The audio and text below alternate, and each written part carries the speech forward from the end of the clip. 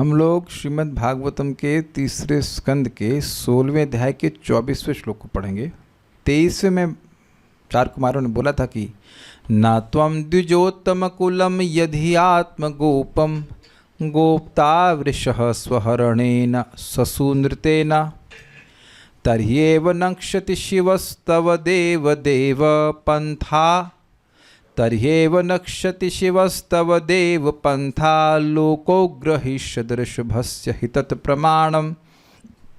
यहाँ पे चार कुमार कह रहे हैं कि कारण बता रहे हैं कि धर्म स्वरूप जो आप हैं उनके लिए ब्राह्मणों की रक्षा करना क्यों जरूरी है। कह रहे हैं न त्वम द्विजोत्तम कुलम, जो द्विजों में उत्तम अर्थात ब्राह्मण हैं, उन ब्राह्मणों के कुलों को यदि आप आत्मगोपम जो आपके द्वारा रक्षणीय हैं उनको आप न गोपता अर्थात रक्षा नहीं करेंगे।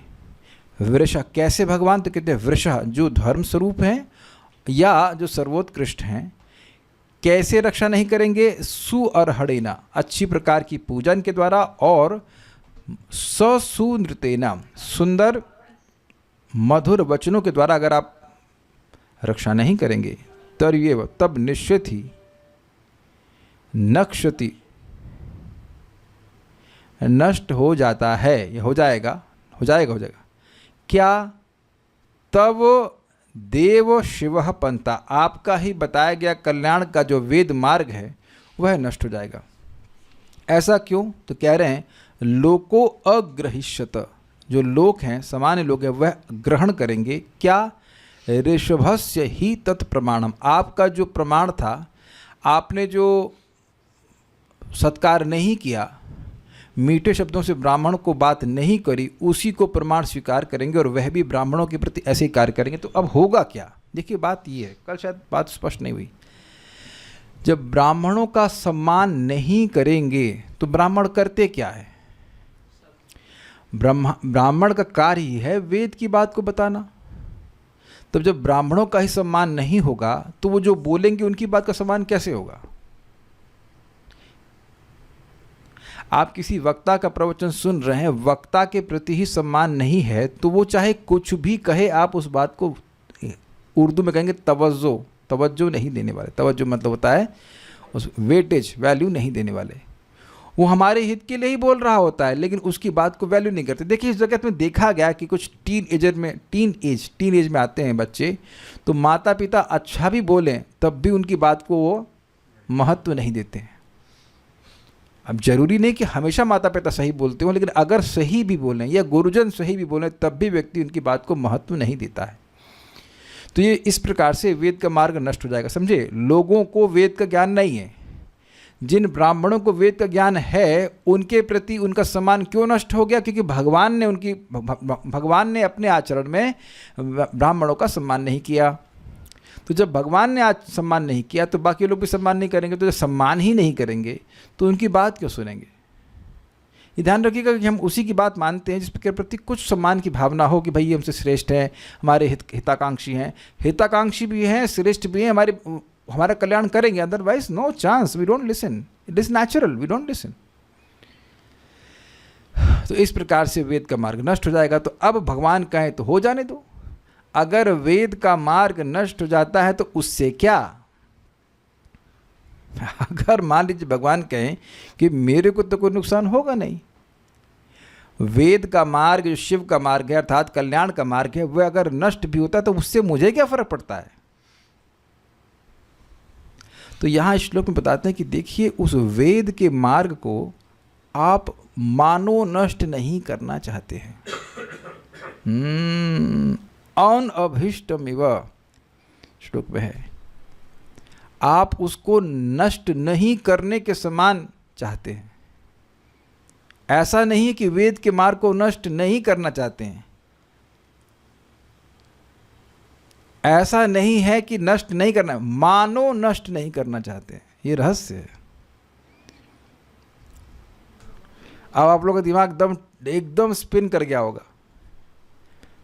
यहाँ पे एक इवा शब्द है, उसकी व्याख्या करी जाएगी। जबरदस्त श्लोक है, श्लोक जब समाप्त होगा तभी समाप्त होगा, लेकिन जबरदस्त है।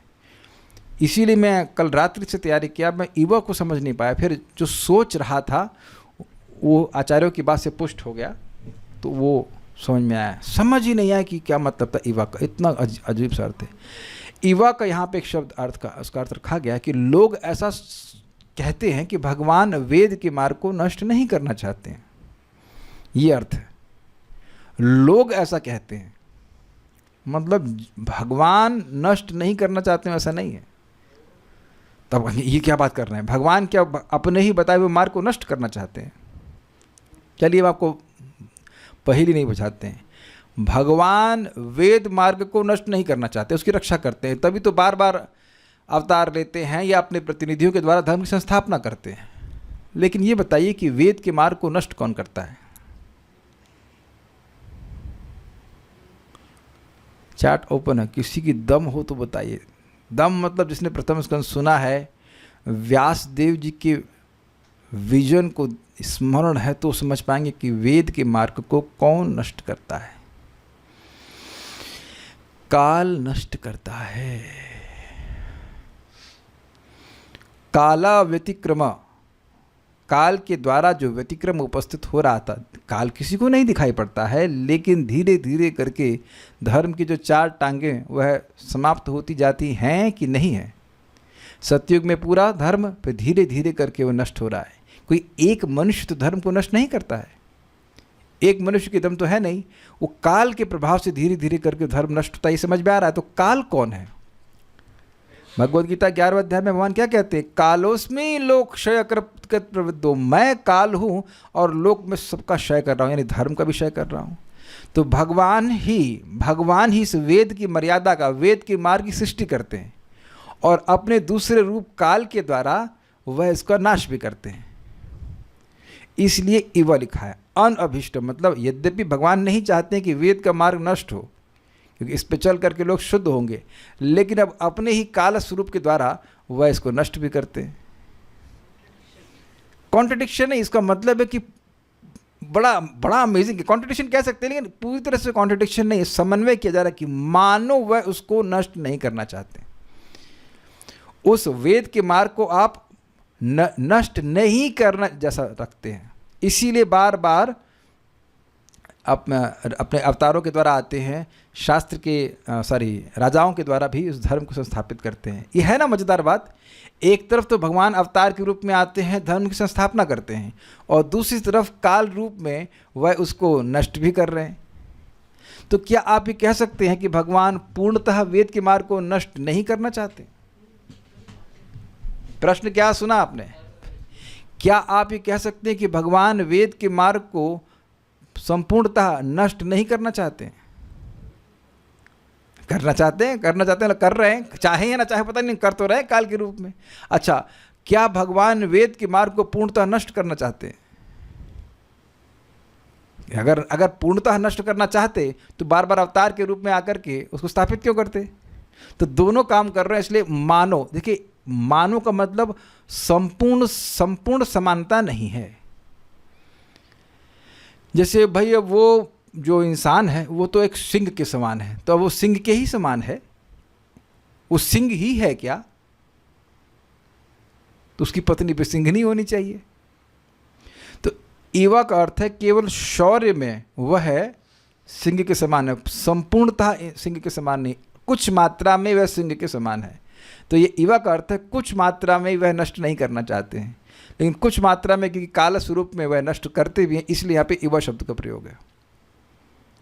मेरे से रहा नहीं गया बताए बिना, तो हम वापस श्लोक में प्रवेश करेंगे कि पॉइंट ये है कि भगवान मान लीजिए कहें कि वेद का मार्ग नष्ट हो जाएगा, तो अगर सामान्य अर्थ हम यथाश्रुत अर्थ लें तो जो 4 कुमारों में करें, देखिए लोक में प्रसिद्ध है कि आप उस वेद के मार्ग को नष्ट नहीं करना चाहते हैं, इसी कारण से आप बार बार लोगों के कल्याण के लिए अपनी शक्ति के द्वारा, अर्थात राजाओं आदि के द्वारा या अपने अवतारों के द्वारा उसके जो शत्रु हैं उनको निर्मूल करते रहते हैं।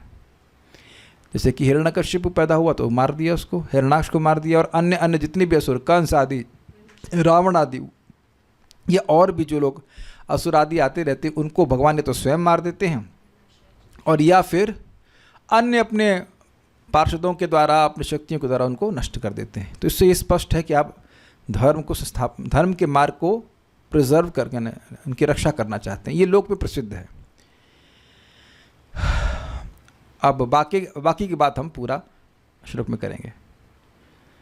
ये समझ आ रहा है जब सत्व गुण बढ़ता है इन मटेरियल वर्ल्ड तब भगवान धर्म की रक्षा करते हैं।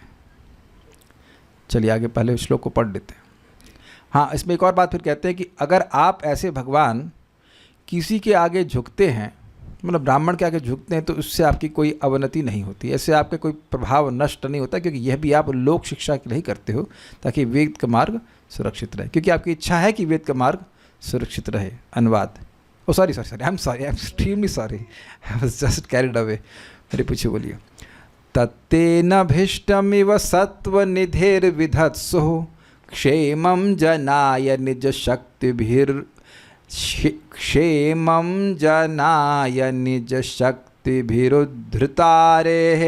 तत्तेन भीष्टमिव सत्वनिधिर्विधत्सु क्षेमं जनाय निज शक्तिभिरुद्धृतारेः।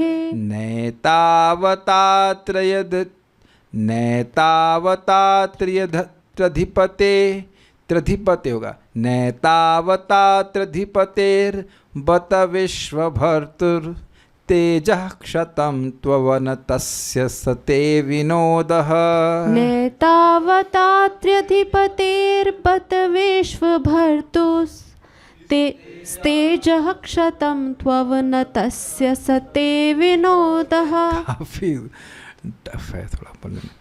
तत्तेन भीष्टमिव सत्वनिधिर्विधत्सु क्षेमं जनाय निज शक्तिभिरुद्धृतारेः। तत्तेन भीष्टमिव सत्वनिधिर्विधत्सु क्षेमं जनाय निज शक्तिभिरुद्धृतारेः। नैतावतात्रधिपतेर्बत विश्वभर्तुस्तेजः क्षतं त्ववनतस्य सते विनोदः। नैतावतात्रधिपतेर्बत विश्वभर्तुस्तेजः क्षतं त्ववनतस्य सते विनोदः।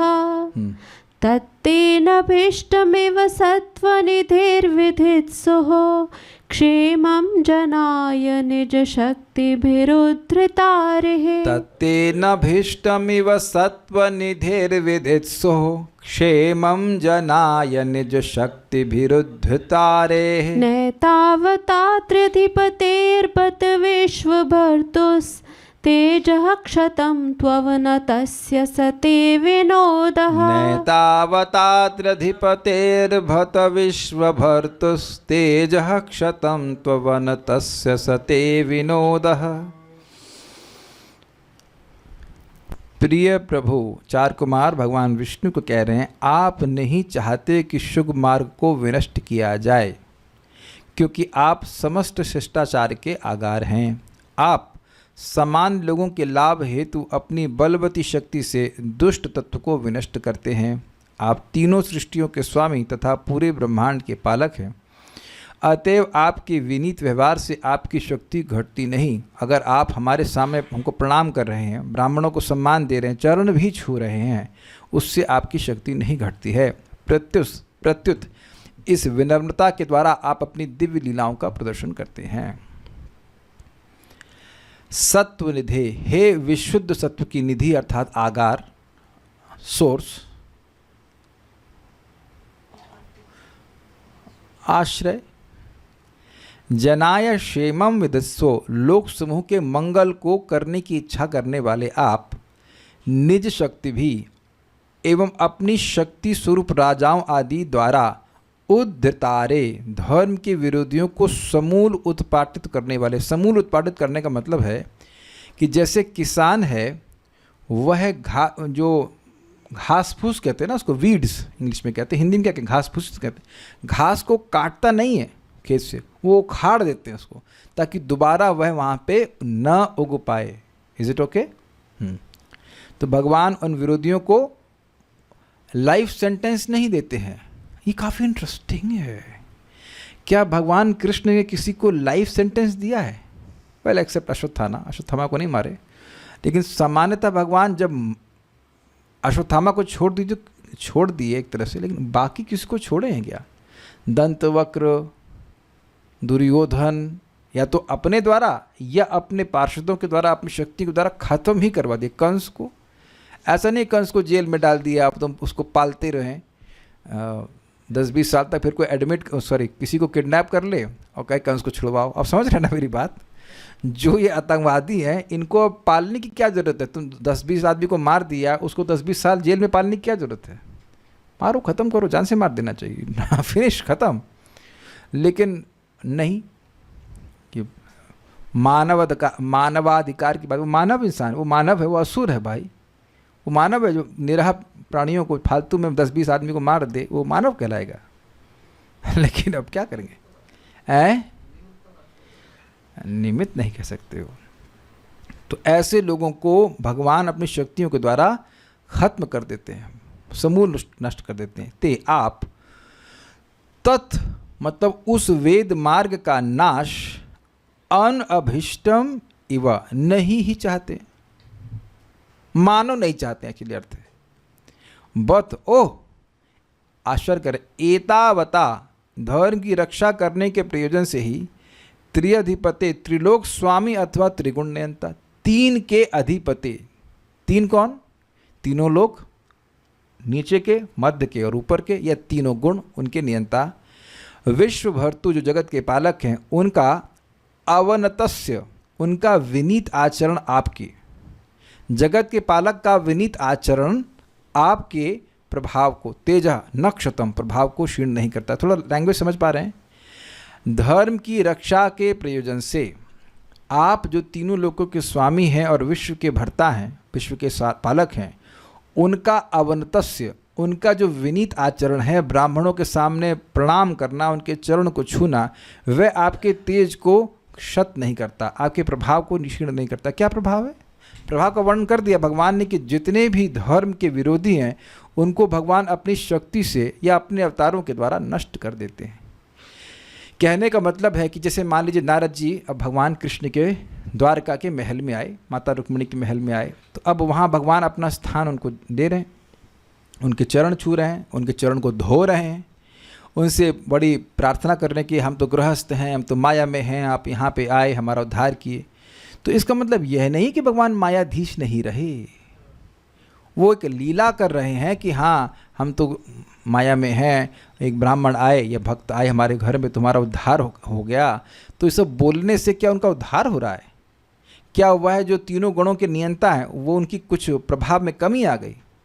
तो इससे बहुत बड़ी शिक्षा मिल रही है, और वो ये है कि भगवान की लीलाओं को पढ़ने से पहले भगवान के तत्व को बिल्कुल ठीक समझना पड़ेगा। बहुत से लोग थोड़ा उच्चतर, कोट एंड कोट, उच्चतर ग्रंथ, लीला ग्रंथ पढ़ने लग जाते हैं, लेकिन अगर आप उनसे भगवान के तत्व के बारे में पूछेंगे तो वह नहीं समझे होते हैं। तो बिना तत्व को समझे लीला को हम ठीक से नहीं समझ पाएंगे। इसीलिए सीधे लोग जो बोलते हैं ना, देखो शिव जी की पूजा भगवान श्री राम ने करी, तो पूजा तो सुदामा की भी की है, भगवान कृष्ण भगवान राम में तो कोई भेद नहीं है, तो पूजा तो सुदामा की भी की है, तो सुदामा भी भगवान हो गए। अगर शिव जी की पूजा भगवान श्री राम की है तो शिव जी को आप भगवान कह रहे हो, तो फिर तो वो पूजा नारद जी की भी की है और पूजा वो सुदामा जी की भी की है, तब सब भगवान हो गए। उनका स्वभाव ही है, वो सूचित करते हैं कि भाई मेरे जो महान भक्त हैं उनका सम्मान होना चाहिए, जब मैं कर रहा हूँ तो अन्य को कितना करना चाहिए, ये स्थापित करते हैं। शिव जी की पूजा अगर भगवान राम किए तो उसका मतलब यह नहीं कि उनकी भगवत्ता में एक किंचित मात्र भी जरा सभी को कमी आई हो। Make sense? या नारद जी की पूजा भगवान श्री कृष्ण कर रहे हैं या सुदामा की कर रहे हैं, किसी भी ब्राह्मण का सम्मान अगर भगवान करते हैं तो उसका मतलब यह नहीं कि उनके प्रभाव में कुछ कमी आ गई, ये बात कह रहे हैं। ठीक है, समझ में आ रहा है कुछ? ये केवल लोक शिक्षार्थ के लिए भगवान कर रहे हैं, वो उनसे ऐसा नहीं कि वो भगवान नहीं रहे। सह तो आपका वह नमन आदि तो ते विनोद, आपका लीला मात्र, विनोद मतलब मजाक, मजाक मतलब ब्राह्मणों का मजाक नहीं कर रहे हैं, विनोद का मतलब है कि वह इनकी एक लीला है। लीला मतलब जिसको स्वेच्छा से किया जाता है, लीला किसी कर्म के द्वारा नहीं किया जाता, कर्म के बंधन में लीला नहीं कर रहे हैं। हम लोग बाथरूम अब जाते हैं तो लीला करते हैं, कितने लोग हाथ खड़ा करेंगे कि सुबह उठ करके जो वॉशरूम जाना होता है वो हमारी लीला है। तो आप समझ रहे हैं कि ये हमारी लीला नहीं है, हम कर्म के बंधन में हैं। अब आप कहेंगे ये एग्जाम्पल आप काहे देने लगे कि प्रभुपाद जी कहते हैं मायावादी लोग कहते हैं भगवान है, तो कहते हैं मुझे बाथरूम जाना है, ये तुम्हारी लीला है। फिर हाँ ये हमारी लीला है, तो ना जाने दें तब नहीं जाने देंगे तब तो आपकी लीला नहीं रहेगी ना वो। लीला मतलब स्वच्छंद, जैसे कि एक इस जगत में देखा जाता है छोटे बच्चे हैं, वो कुछ हंसते हैं खेलते हैं, उसका कोई ऐसा नहीं कि वो किसी बंधन में है तो इसलिए कर रहे हैं, वो खेल रहे हैं खुशी में। एक एग्जाम्पल दिया था लीला का। हाँ लीला से सुख मिलता है। तो अब पॉइंट ये है कि इस तरह के व्यक्ति नौकरी में जा रहा है तो ये लीला है, ये तो बंधन है ना। तो ये भगवान की लीला है। तत् ते अनभिष्टम इव, तत् मतलब उस कल्याण के मार्ग को आप, ते यानी आप, अनअभिष्टम इव मानो नष्ट नहीं करना चाहते हैं, ये अर्थ है एक्चुअली। या ऐसे कहते दूसरी तरह से कहें कि लोक में प्रसिद्ध है कि आप वेद के मार्ग को कभी नष्ट नहीं करना चाहते हैं, लोक में प्रसिद्ध है। क्यों? सत्व निधि है, आप सत्व, विशुद्ध सत्व की निधि हैं और आप सत्व गुण को स्वीकार किए हुए। तो सत्व गुण को स्वीकार करने का मतलब पालन करते हैं, पालन करने में तो नष्ट नहीं होता है ना। अच्छा क्यों? तो कह रहे विदित सह क्षेमम जनाय, सभी लोगों के कल्याण की इच्छुक आप हैं, इस वजह से आप उस वेद के मार्ग को नष्ट नहीं करना चाहते हैं। ये भी क्लियर हुआ। अच्छा फिर कह रहे इसी कारण से निज शक्ति भीर उद्धृतारे, जब कोई धर्म के शत्रु उत्पन्न होते हैं तो आप अपनी शक्तियों के द्वारा, जैसे राजा, तो राजा क्यों कह रहे हैं? देखिए हमेशा भगवान के अवतार आते ही हूँ ऐसा नहीं है, लेकिन राजा भी जो सद राजा है, अच्छा राजा है, राजर्षि है, वह भगवान का प्रतिनिधि होता है। तो अगर कोई व्यक्ति गलत कार्य करता है तो राजा उसको दंड देता है। जैसे परीक्षित महाराज ने कली पुरुष को दंड दिया जब वह गाय और बैल को आहत कर रहे थे, ये तो पता है प्रथम स्कंद में। तो वहाँ भगवान सीधे नहीं आए, लेकिन अपने जो राजा है उसको शक्ति प्रदान करते हैं। भाई अभी भी आप देखो कि किसी भी, मान लीजिए हम स्टेट की बात करें, तो वहाँ कोई अच्छा चीफ मिनिस्टर है, उसके एक व्यक्ति के अच्छे होने से कुछ इम्प्रूवमेंट हो जाता है। और ये हम डेटा से नहीं बोल रहे, हम गौशाला के मैनेजर रह चुके हैं। एक समय में पिछली सरकार थी, दूसरी सरकार थी, एकदम खुला गाय की चोरी होती थी, खुला, जाड़े में एकदम खुला, कोई आप रोक ही नहीं सकते हो, पुलिस वाले आते ही नहीं थे। हम लोग सोच रहे थे कि हम लोग हमारे पास गन थी, कुछ था नहीं, लाइसेंस नहीं था, कैसे गायों को बचाएंगे। और एक गाय चोरी भी करके ले गए थे लोग। अगले दिन सुबह हम लोग देखे कि क्या करेगा सिक्योरिटी, बताइए, कोई गन लेके आएगा तो अब क्या करोगे। और देखा हमने कि अब जो सरकार चल रही है इतनी स्ट्रिक्ट है कि कोई एटलीस्ट हम लोग के सुनने में नहीं आ रहा कि गाय चोरी होती हैं। हम वृंदावन की बात कर रहे हैं तो गौशाला में it is impossible in the sense कि कोई भटक नहीं सकता है कि गाय को चुरा ले, इतने एकदम निश्चिंत होकर के। एटलीस्ट मैं 2023 तक की बात तो मैं कर ही रहा हूँ। I have seen it so secure, everything so बिल्कुल सिक्योर हो गया।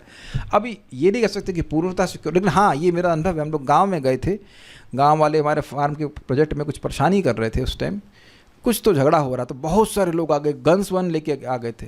तो भक्तों ने, हम सब लोगों ने 108 नंबर डायल किया, तुरंत में भी 15 मिनट के अंदर पुलिस आ गई और सब कुछ शांत कर दिया, हटा दिया गया। ऐसा पहले तो हमने नहीं सुना था। जब ऊपर से ही नहीं हो रहा है कुछ हिसाब किताब, तो धर्म की रक्षा कैसे होगी बताइए। ये बिल्कुल लौकिक बात नहीं है। ये आपको देखना चाहिए कि ये सब हो रहा है, कोई अच्छा लीडर ऊपर है। देखिए वो सारी बात अच्छी ना हो, लेकिन जो अच्छा वो तो हमें अप्रिशिएट करना चाहिए ना। हमको भाई उनको बहुत कुछ ना पता हो, लेकिन इतना पता है कि गुंडे बदतमीजी नहीं कर सकते हैं, उनको ठीक करना है। तो राजा जो है वह प्रतिनिधि है भगवान का। सीन चेंज करे तो अमेरिका में स्थान है, वहाँ पर लोग ड्रग्स लेते हैं ऐसे रास्ते में, जैसे सब्जी बिक रही है उस तरह से। तो गवर्नमेंट कितनी अच्छी है, देखो कितनी अच्छी गवर्नमेंट कहती है इन लोगों को हम लोग अच्छी सिरिंज देंगे। कितनी अच्छी गवर्नमेंट है ना। इन लोगों को हम शुद्ध सिरिंज, शुद्ध इंजेक्शन देंगे ताकि ये लोग बीमार नहीं हो। ड्रग्स लें तो कोई बात नहीं, लेकिन ये इंजेक्शन इनको अच्छे मिल जाए, फ्री मिल जाए। This is not governance. तो आप देख रहे हैं कि धर्म को प्रोत्साहन, बल्कि वो जो धर्म की घास उसमें और फर्टिलाइजर डाल रहे थे कि और तेजी से हो गए। ये एक कॉन्ट्रास्ट है कि नहीं? तो यहां बता रहे हैं कि आप अपनी शक्ति अर्थात राजाओं के द्वारा, अच्छे राजाओं के द्वारा इस धर्म का निर्मूलन करते हैं। प्रमाण फिर भागवत से है कि परीक्षित महाराज ने कली पुरुष को कहा, कली ने कहा कि मैं भी तो आपकी प्रजा हूँ, मुझे भी तो कुछ आश्रय दीजिए। तो कहते ठीक है, 4 जगह चले, 4 जगह में आप रह सकते हैं, जहाँ मांस खाया जाए, जहाँ अवैध स्त्री संग हो और शराब आदि पिया जाए और जुआ खेला जाए। परीक्षित महाराज भी उसने चीटिंग की है कि जाओ, और उसके बाद ऐसी व्यवस्था कर दी है कि कहीं ये चारों चीज़ें उसको मिली ही नहीं। कोई उसको किराए का भी मकान नहीं दे रहा था। नहीं तुम कली पुरुष, हम नहीं रहने देंगे तुमको। तब कहे अरे भाई रहने के लिए कोई स्थान ही नहीं मिल रहा। तब कहे कि जहाँ गोल्ड बहुत इकट्ठा हो वहाँ पे आप निवास कर सकते हैं। मतलब बहुत धन इकट्ठा हो रहा है तो फ्री प्रवृत्तियाँ आ जाएंगी, ये कहने का अर्थ। हमको नहीं पता कि गोल्ड और पैसा बराबर होता है। क्योंकि प्रभुपाद कहते हैं लोग वो कागज़ का note is not equal to gold. But anyhow उस पर व्याख्या नहीं कर रहे हैं। इतनी बात बोल रहा हूँ कि धर्म अधर्म के लिए कोई क्वार्टर नहीं दिए परीक्षित महाराज, तो उसको समूल उखाड़ दिए कि नहीं उखाड़ दिए। जब तक कि परीक्षित महाराज थे तब तक कली का प्रवेश नहीं हो पाया। सुन तो आप लिए, जरा विचार कीजिए कि क्या घरों में भी कली को बाहर निकाल पा रहा है व्यक्ति? वेरी प्रोफाउंड ना।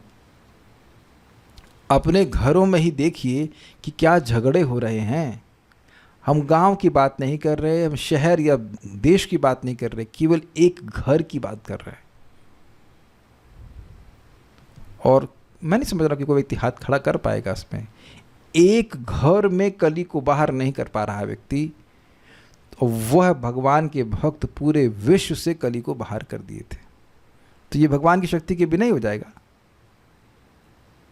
कहेंगे प्रभु जी हमारे घर में कली है, कैसे मालूम चले? कली मतलब कलह, सिमिलर शब्द है।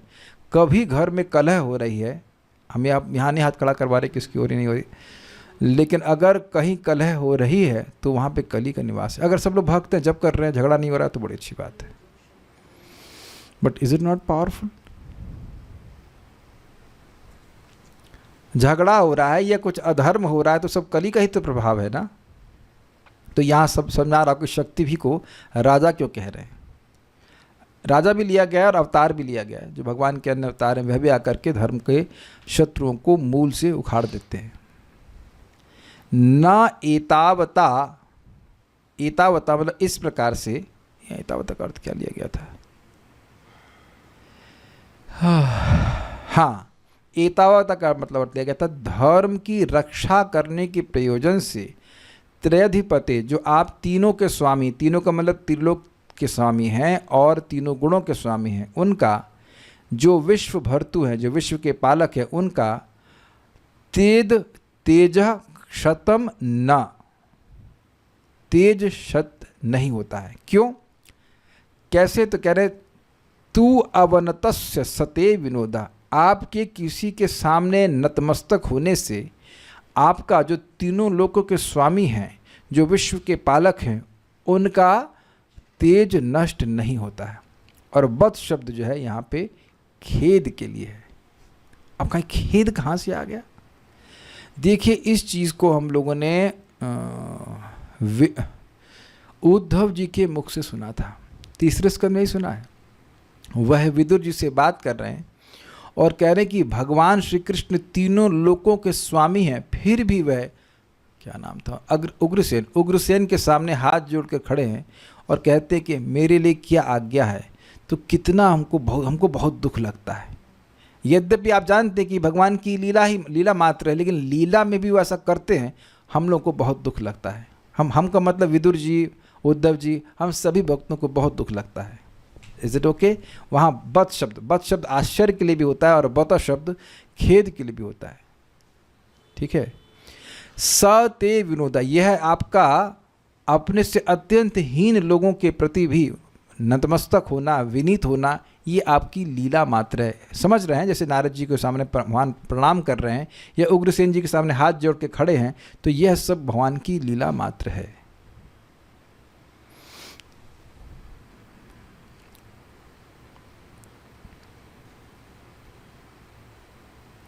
मुझे याद आ रहा है कि सार्वभौम प्रभु जानते हैं आप, एक कृष्ण हॉल में ड्रामा हो रहा था, तो उसमें वो दाढ़ी पहन करके आ गए शायद अद्वैताचार्य पता नहीं कुछ, तो और खूब मजाक कर रहे थे, खूब मजाक कर रहे थे।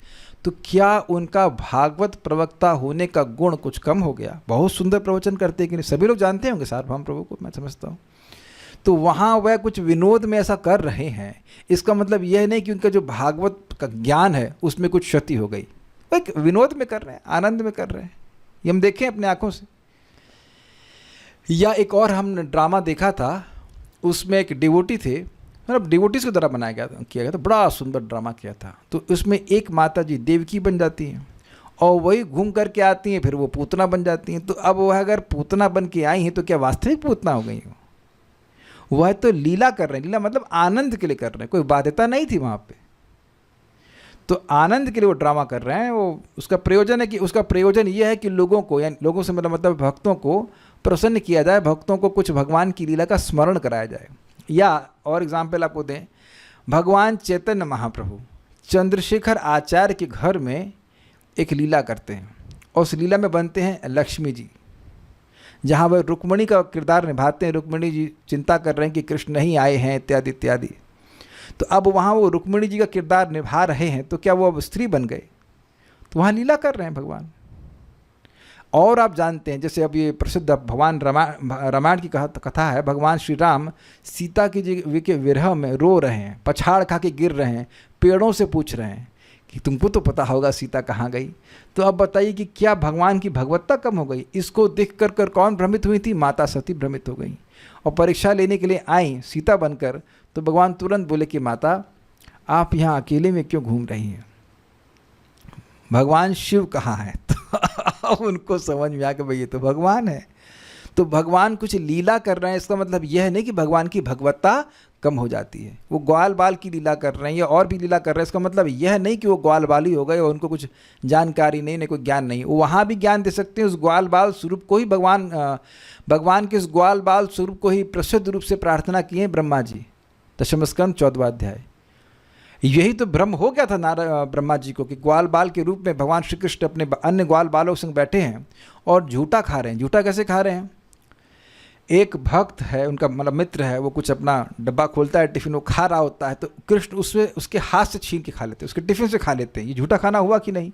या वो कहते हैं कृष्ण मेरी माँ ने बहुत अच्छा भोजन दिया, मैं किसी को नहीं दूंगा, किसी को नहीं दूंगा।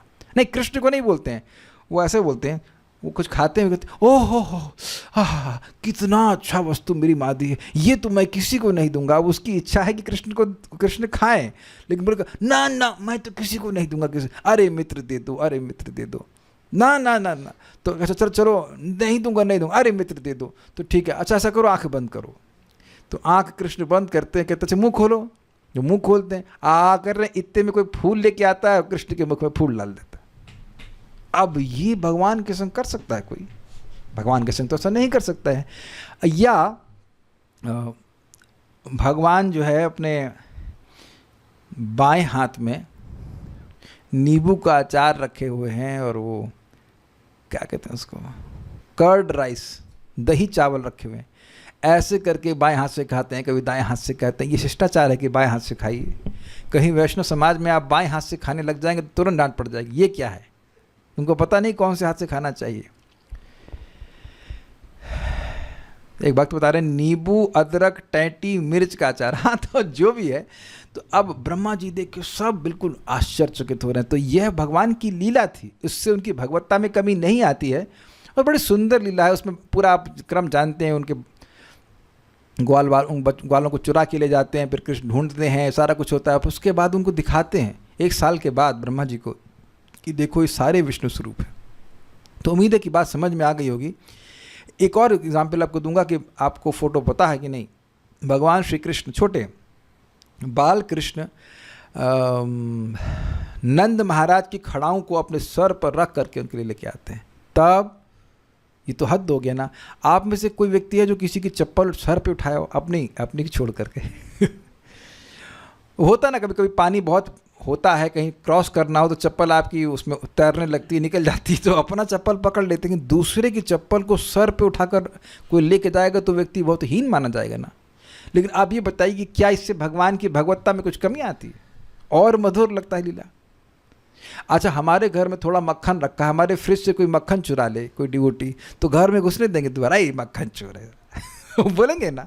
जब आते हैं कुछ मक्खन कोई सेब चुरा के ले चले जाते हैं। हम ही बोल रहे हैं, आप लोग भी मानेंगे इस बात को? लादनी माता जी, कोई भक्त घर में आए और सेब चुरा ले, हर बार आए सेब चुरा ले, मक्खन चुरा ले, तो कहेंगे यार हरे कृष्णा करते हैं, लेकिन ये क्या है, ये क्या तरीका हुआ? मांग ले अलग बात है, ये चोरी करके क्यों ले जाते हैं? तो आप उसको दोष मानेंगे, कोई भी व्यक्ति दोष मानेगा। लेकिन भगवान रोज चुरा रहे हैं और वो गाया भी जा रहा है, माखन तस्कर, माखन तस्कर, लेकिन वो अच्छा होता है, उससे भगवान की भगवत्ता में तो कोई कमी नहीं आती है। तो श्लोक बहुत मज़ेदार है। तो भगवान अगर ब्राह्मणों का सम्मान करते हैं तो वह लीला है, और वह लीला इसलिए ज़रूरी है ताकि लोगों को शिक्षा प्राप्त हो। हम तो श्लोक ही नहीं पूरा कर पाए, टाइम। चलिए, श्रीधरी, यदि आप कहें कि वेद मार्ग विनष्ट हो जाए तो इससे क्या होगा, क्या दिक्कत है? तो इस पर मुनियों ने कहा कि आपको वेद मार्ग का नष्ट होना अभिप्रेत नहीं है, आप नहीं चाहते कि वेद मार्ग नष्ट हो। इव शब्द यहाँ पर लोकोक्ति है, अर्थात लोग ऐसा कहते हैं। लोग मतलब शास्त्र ऐसा नहीं कहता। This is brilliant. ये सबसे ट्विस्टिंग बात थी इस बात की, इस श्लोक की। लोग ऐसा कहते हैं कि भगवान धर्म की रक्षा करते हैं, शास्त्र ऐसा नहीं कहता। अब आप लोग कहेंगे, अरे प्रभु जी क्या बोल रहे हैं? अरे ऐसा कैसे कह रहे हैं? धर्म की रक्षा तो भगवान करते हैं ना। तो अब एक नोट दिया जा रहा है, अनअभिष्टम अर्थात सर्वथा अभिष्ट का अभाव। अनअभिष्टम का मतलब होता है कि जो अभिष्ट है उसका अभाव। अभिष्ट मतलब जो इच्छित है, वो बिल्कुल अगर ना हो तो उसको कहेंगे अनअभिष्टम। वेदवादिनी, प्लीज, कल सुबह आप करेले का जूस पीना चाहती हैं कि नहीं चाहती हैं? अरे बता दीजिए, बता दीजिए। अगर हाँ बोला तो पिलवाऊंगा, पर बिल्कुल नहीं ना। अच्छा, आप नहीं चाहती हैं। दीक्षा माता जी तो जरूर चाहती हैं कल सुबह। आप व्रत तोड़ेंगी करेले के जूस? ना। लादनी माता नहीं, अरे कोई तो पार्टी। नारायणी माता जी, अच्छा माता जी लोग इंद्रिय संयम नहीं है। रघुनाथ प्रभु, हाँ रघुनाथ प्रभु, अरे कहाँ गए अभी तो? वरुण प्रभु, राधा किंकरी माता जी, अरे आपको ठीक है, हम अब अपने पैर बाद में दे हाथ खड़ा किया, हम प्रभु जी से पूछे। गौरव कुमार प्रभु, टुमारो देयर इज करेले जूस की आइसक्रीम फॉर यू। कितने प्रसन्न लग रहे हैं। चाहेंगे खाना? खाना चाहेंगे? आपको करेला अच्छा लगता है? अरे गलत आ गया। अंकित प्रभु, करेले का जूस के बारे में क्या है, आपके लिए अभिष्ट है? तो प्रभु सपने में भी नहीं पिया। तो आप देख रहे हैं कि कोई इस तरह से करेले का जूस, कोई मतलब सामान्यतः व्यक्ति के लिए ये एकदम अभिष्ट का वहाँ अभाव होता है, उसको बिल्कुल नहीं चाहिए होता है। चलिए, करेले का तो कोई बात नहीं, हो सकता है उस पर कोई फौरन अगेंस्ट हो, कोई कहे कि लोहे, गर्म लोहे का कौन पीना चाहेगा? तो वहाँ तो आप नहीं कहेंगे ठीक है लाइए थोड़ा ट्राई करके देखेंगे, नहीं, तो वो तो एकदम नहीं करना चाहेंगे। ठीक, तो ये है अनअभिष्ट का मतलब जो बिल्कुल नहीं चाहिए। अच्छा, और अनअभिष्टम इव अर्थात अल्प अभिष्ट का भाव बड़ा मजेदार है। मानो मानो वो नहीं चाहते हैं। अनअभिष्ट मतलब बिल्कुल नहीं चाहते हैं, और अनअभिष्टम एवं मतलब मानो वो नहीं चाहते हैं। मतलब प्रमुख बात है कि वो चाहते हैं, सॉरी, प्रमुख बात है कि वो नहीं चाहते हैं लेकिन थोड़ा थोड़ा चाहते भी हैं। प्रमुख बात है कि वह नहीं चाहते हैं। हाँ, अनअभिष्टम शब्द कहेंगे तो होगा नहीं चाहते हैं, और अनअभिष्टम एवं मतलब अभिष्ट का अल्प अभाव। अल्प अभिष्ट का अभाव, अभिष्ट का जो अभाव है थोड़ी मात्रा में है। नहीं होने की जो बात है वो थोड़ी सी है। बिल्कुल भी नहीं चाहते हैं ऐसा नहीं है।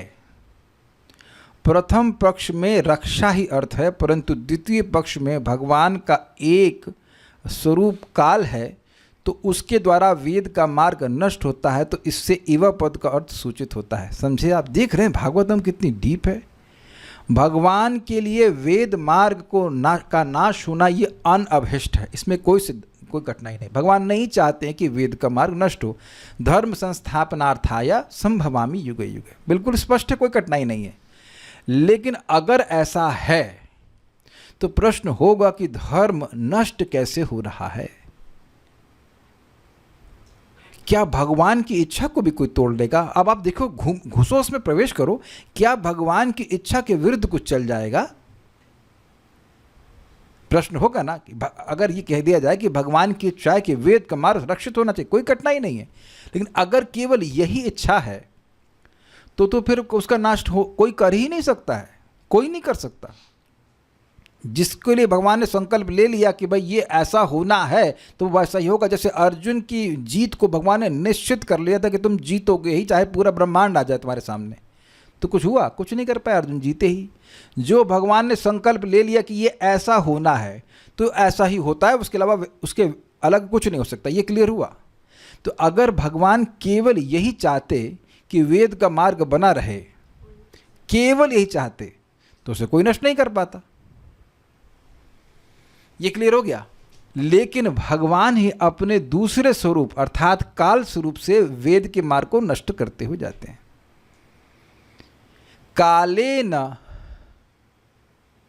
कालेन अव्यक्त रमहसा, कालेन अव्यक्त रमहसा, ये प्रथम स्कंद में 4 अध्याय या 5वें अध्याय में आता है कि व्यासदेव जी अपनी दिव्य दृष्टि से देख रहे थे कि धीरे धीरे युगों के साथ साथ धर्म का पतन हो रहा है। कालेन अव्यक्त रमहसा से करके शब्द है, मतलब वो काल की गति है, काल के प्रभाव से धर्म धीरे धीरे नष्ट हो रहा है। वह सामान्य लोग नहीं देख पा रहे हैं, लेकिन व्यासदेव देख पा रहे थे। तो काल किसकी शक्ति है? भगवान की शक्ति है। तो अब स्वयं तो भगवान धर्म की रक्षा करना चाहते हैं, लेकिन काल के द्वारा धर्म को का ह्रास भी कराएंगे। तो प्रश्न है कि ह्रास की क्या जरूरत है? देखिए, अगर धर्म का ह्रास न हो तो क्या 4 युगों की व्यवस्था हो सकती है? अब समझ लें कि स्वर्ग में 4 युग नहीं होते हैं, केवल पृथ्वी लोक में ही है। ओनली पृथ्वी, न नीचे के लोग न ऊपर के लोग, केवल पृथ्वी लोक में ही 4 युग होते हैं। तो जो ये सतयुग, त्रेता, द्वापर, कली, तो अब जो बहुत योग्य होंगे वो सतयुग में पैदा होंगे, जो एकदम निकृष्ट हैं वो कलयुग में पैदा होंगे। बहुत सारी बातें उलझ जाएंगी। कलयुग एकदम निम्न युग है, उसमें भगवान चैतन्य महाप्रभु के रूप में आते हैं और वो भगवान का नाम देकर भगवान की प्राप्ति कराते हैं। तो ये तभी हो सकता है ना जब कलयुग आए। इतना भगवान की दया, इतना बड़ा लाइसेंस तभी हो सकता है ना जब कलयुग आए। और कलयुग में भी उन लोगों को जन्म लेने का मौका मिलता है जो एकदम खराब होते हैं, उनको भी तो मौका मिलना चाहिए अपनी इच्छाओं को पूरा करने का। जैसे लिव इन में, क्या सतयुग में कोई लिव इन में रह सकता था? फॉर एग्जाम्पल, लिव इन समझते हैं? हाँ, लिव इन सब समझते हैं, कुछ समझ ही रहे। इस तरह से खुली जो शराब बिक रही है वो क्या परीक्षित महाराज के समय में हो सकती थी? तो ऐसी भी तो जीव हैं जिनकी विभत्स इच्छाएं हैं, उनको कलयुग में मौका मिलता है सब करने के लिए।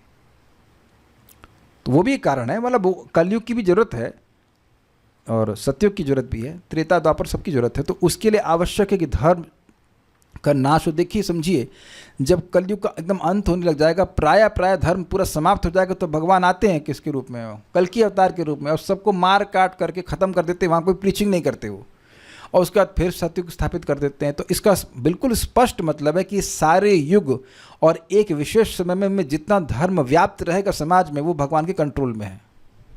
ऐसा नहीं कि जो कलयुग की एकदम खराब स्थिति वो कल ही आ जाएगी। Is it all okay? वो क्रम से हो रहा है और काल के नियंत्रण में हो रहा है कि नहीं? ये तो सबको समझ रहे हैं ना कि धीरे धीरे धीरे करके कलयुग बढ़ता है। जो जिस स्पीड से बढ़ना है उतनी ही स्पीड से बढ़ सकता है। ऐसा नहीं कि वो गियर मार देते हैं जो कहे कि जो आज से 4,20,000 साल बाद होना है वो अभी हो जाएगा, ऐसा नहीं हो सकता है कि नहीं? जितना दूषण है वो दूषण भी भगवान की काल शक्ति के द्वारा नियंत्रित है। सबको समझ में आ रहा है बात? तो काल के द्वारा भगवान इस वेद मार्ग का भी को नाश कर रहे हैं। आप प्रैक्टिकल देखो, क्या आप में से किसी ने वेद पढ़ा है? बिल्कुल स्पष्ट नहीं पढ़ा है। तो अब देखिए कि वेद खत्म हो गए कि नहीं खत्म हो गए, उनको पढ़ने पढ़ाने वाले की परंपरा समाप्त हो गई कि नहीं हो गई? अब फर्जी फटीचर चीज़ें पढ़ा रहे हैं लोगों को। माइक्रोसॉफ्ट वर्ड में राइट जस्टिफिकेशन क्या होता है उसको याद करो, उसमें नंबर ले आओ 90%, बड़े तेज हो तो। गुरुकुल की परंपरा लोग आजकल प्रयास कर रहे हैं, गुरुकुल करते हैं, उसमें फीस लेते हैं। गुरुकुल में फीस लेते थे, और कौन व्यक्ति यहाँ आजकल, कौन गृहस्थ कह सकता है कि अपने लड़के को 5 साल की उम्र में गुरुकुल भेज देगा? बहुत रेयर। और अगर भेज भी देगा तो बाहर आकर जो बाहर आएगा तो उसकी वैल्यू क्या होगी?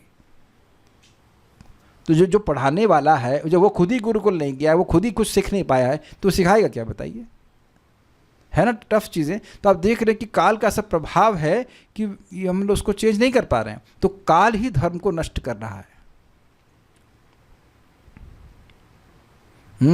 एक श्लोक भक्त ने ढूंढ लिया, जैसे 1.4.16, परावरज्ञ स ऋषि काले नाव्यक्तं हसा युग धर्मवतीकरम प्राप्तम भुवि युगे युगे। दिस इज 1.4.16, आप लोग पढ़ सकते हैं बाद में। पर और अवर से जानने वाले वह ऋषि अर्थात व्यासदेव, काले न अव्यक्त रनसा, काल के जो अव्यक्त प्रभाव है उसको समझे, और उसके कारण युग धर्म व्यतिक्रम, युग धर्म का जो व्यतिकर था, जो नाश था, प्राप्तम भुवि युगे युगे, जो युग युग में प्राप्त होता वह देख पाए कि सतयुग में भाई ध्यान था वो कैसे नष्ट हो रहा है। वो युग धर्म अब त्रेता युग में नहीं चलेगा, तो वो सब देख पा रहे हैं, समझ पा रहे हैं बात। तो ये काल के द्वारा वेद का मार्ग नष्ट होता है। सबको समझ में आ गया? तो काल किसका स्वरूप है? भगवान का ही स्वरूप है। तो एक तरफ भगवान अपने से तो यही चाहते हैं कि धर्म का नाश नहीं हो, लेकिन काल स्वरूप के द्वारा वह धर्म का नाश भी कर रहे हैं। इसलिए यहाँ पे अनअभिष्टम इव कहा गया, अर्थात अभिष्ट का अल्प अभाव, अल्प अभिष्ट का अभाव, ये लैंग्वेज समझे। वेद मार्ग का नाश ना हो, ये पूरी तरह से भगवान नहीं चाहते। उम्मीद है कि बात समझ में आ गया।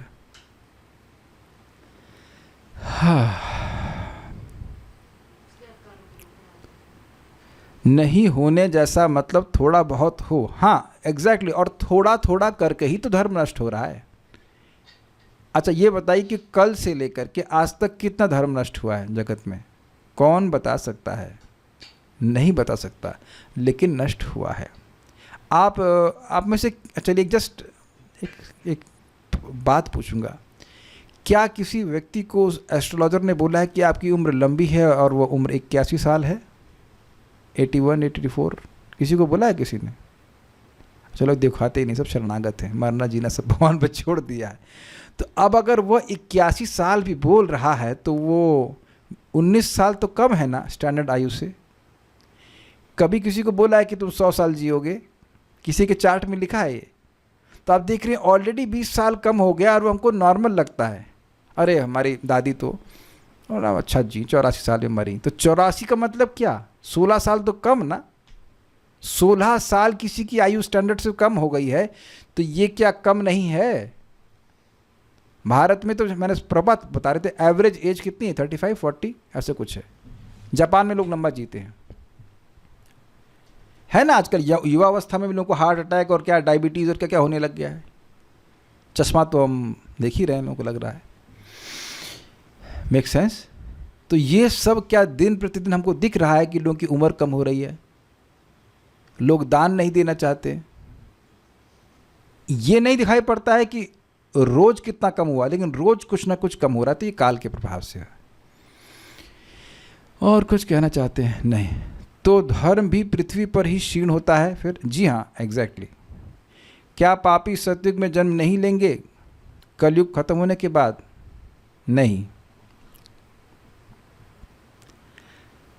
है हमारे पास, तो उसको तो पूरा कर ही लेते। आप चूंकि सत्व गुण की खान हैं, अतएव आप संपूर्ण जीवों का कल्याण करने के लिए उत्सुक बने रहते हैं। ऐसा क्यों? भाई तमोगुण तो नाश के लिए स्पष्ट है, सत्वगुण से ही व्यक्ति का पालन होता है। पालन के लिए, पालन का अर्थ ही हो गया कल्याण के अर्थ में होता है।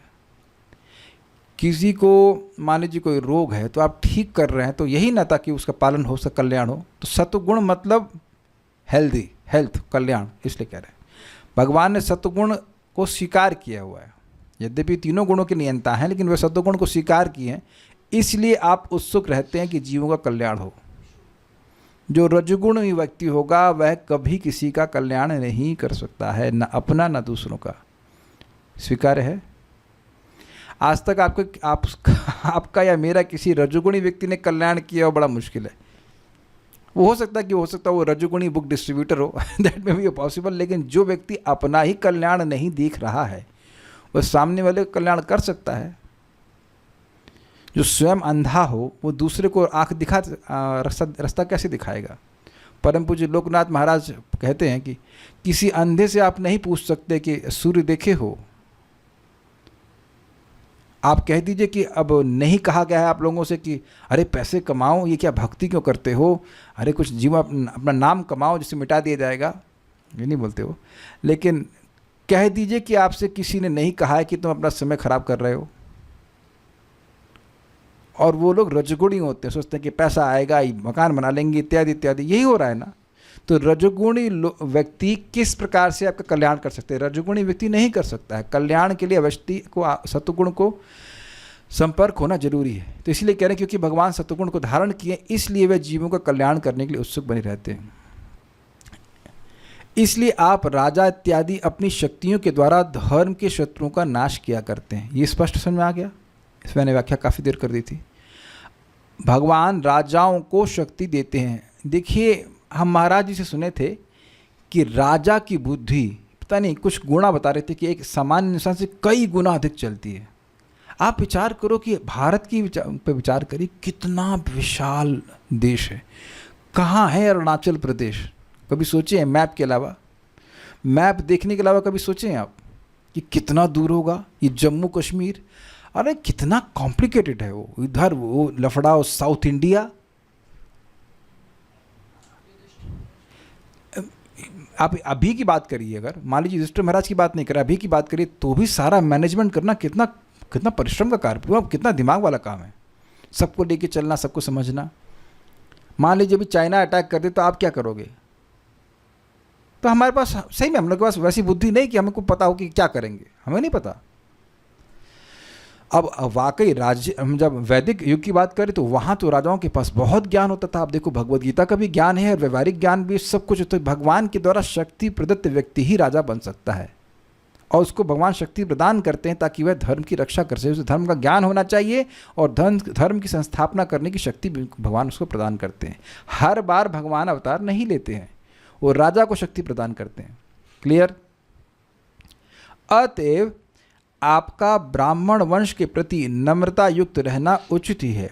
यदि कहें कि महान पुरुष का दूसरे लोगों के प्रति झुक कर रहना उनके तेज को नष्ट कर देता है, तो इस पर महर्षियों ने कहा कि धर्म की रक्षा करने के लिए आप ब्राह्मणों के प्रति नम्र बने रहते हैं, इसलिए आपका तेज कभी क्षीण नहीं होता, क्योंकि वह ब्राह्मणों के प्रति नम्रता आपकी लीला मात्र है। एक एग्जाम्पल आपको भगवान श्री राम की लीला से दूंगा। आप जानते होंगे कि भगवान श्री राम और लक्ष्मण को विश्वामित्र जी मांगने के लिए आए थे। क्या नाम है कौन से? दशरथ जी से ना। तो दशरथ जी कहे कि अरे मैं चलता हूँ, मैं युद्ध करूँगा, ये तो बच्चे बिल्कुल बालक हैं। तो क्या विश्वामित्र जी को पता नहीं था कि ये भगवान है? पता है, लेकिन फिर भी वह मांगे और वह उनके संग गए भी। और भगवान श्री राम विश्वामित्र जी के चरण दबा रहे हैं, उनसे कथा सुन रहे हैं, उनके फिर चरण दबाते हैं। पूरी रात हो जाती 12 बजे तक। उनको सुलाने के बाद सोते हैं और फिर भगवान श्री राम के चरण लक्ष्मण जी दबाते हैं। जब भगवान श्री राम सो जाते तब लक्ष्मण जी सोते। तो लक्ष्मण जी भगवान श्री राम के पांव दबाएं, वो तो कठिनाई नहीं है। लेकिन भगवान राम एक जीवात्मा के, विश्वामित्र के चरण दबाएं, ये क्या बात बिल्कुल संगत नहीं लगती है। लेकिन भगवान राम एक आदर्श स्थापित कर रहे हैं ना कि गुरु की सेवा कैसे की जानी चाहिए, है ना। भगवान राम की ही अयोध्या है, नित्य रूप से है, और बाकी सारा सब कुछ तो उन्हीं का है, और उन्हीं को वनवास दिया जा रहा है। तो भगवान कुछ बोल रहे हैं ना, और उस वनवास में भी प्रसन्न है। तो भगवान वहाँ एक आचरण के द्वारा सिखा रहे हैं कि नहीं सिखा रहे हैं? क्या वो किसी बंधन में है क्या? कोई कुछ कर लेगा? उनका कोई कुछ नहीं कर सकता है।